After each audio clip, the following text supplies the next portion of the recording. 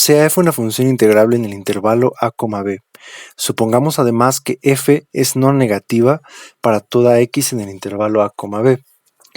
Si además f es continua en un punto x0 que pertenece al intervalo a, b y f de x0 es un número estrictamente positivo, vamos a demostrar que la integral de f en el intervalo a, b es mayor que 0. Como f de x0 es positivo y f es continuo en x0, tomando epsilon igual a f de x0 entre 2, por continuidad sé que existe delta mayor que 0, tal que si x menos x0 están a distancia menor que delta, entonces el valor absoluto de f de x menos f de x0 debe ser menor que este epsilon. De lo anterior obtengo entonces que f de x menos f de x0 es mayor que menos epsilon, simplemente por definición de valor absoluto.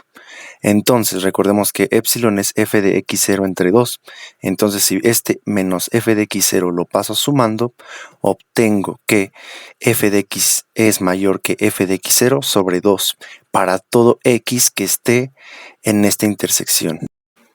Entonces, sea una partición P del intervalo a, b, para la cual sepamos que existe un índice i, tal que el intervalo t sub i menos 1, t sub i se quede contenido en esto. Notemos que también una hipótesis es que f es no negativa en el intervalo a, b. Eso quiere decir que el 0 es una cota inferior de f en todo el intervalo, en todo el intervalo a, b. Entonces, en particular, si lo es aquí, lo va a hacer en cualquier subintervalo generado por la partición P. Entonces obtenemos lo siguiente: m sub k, que es el ínfimo de f en estos intervalos generados por la partición, debe ser mayor o igual que 0, ya que 0 es una cota inferior de f. Entonces, el ínfimo es la cota más grande, la cota inferior más grande, por tanto, debe ser mayor o igual que esta. Pero ahora, como este intervalo lo tomamos tal que se quedara contenido aquí, recordemos que aquí la función era siempre mayor que f de x0 sobre 2. Es decir, que aquí el f de x0 sobre 2 es una cota inferior. Por tanto, si ahí este valor es una cota inferior de f, el ínfimo debe ser mayor o igual que esta cota inferior. Pero eso me va a implicar que entonces m sub i es mayor que 0. Ahora sí, veamos por qué necesito que m sub i sea un valor positivo.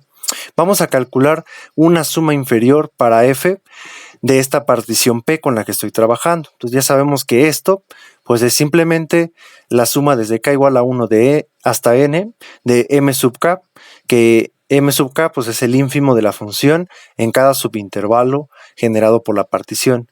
Y acá estoy multiplicando por la medida de cada subintervalo.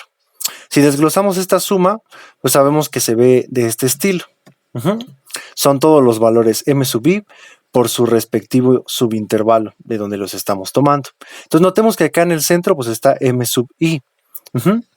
Ahora, recordemos que todos los m sub i son mayores o iguales que 0 porque 0 es una cota inferior. Entonces toda esta suma de números no negativos pues es mayor o igual que solamente un sumando, ya que pues todos los demás, al ser no negativos, pues puedo ignorarlos y decir que simplemente esto debe ser mayor que un sumando, ¿de acuerdo?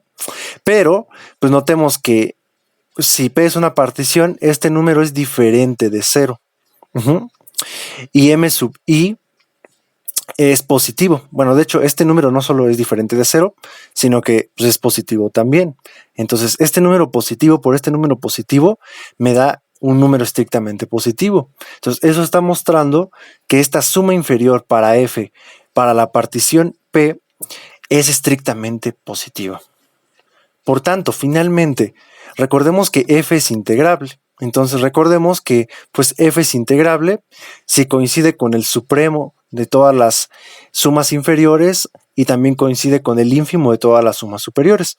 En particular, como sabemos que es integrable, pues la integral de a hasta b de f pues debe ser el supremo de todas las sumas inferiores.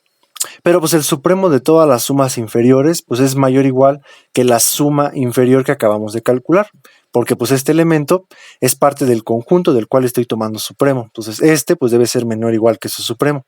Pero esto acabamos de demostrar que es positivo.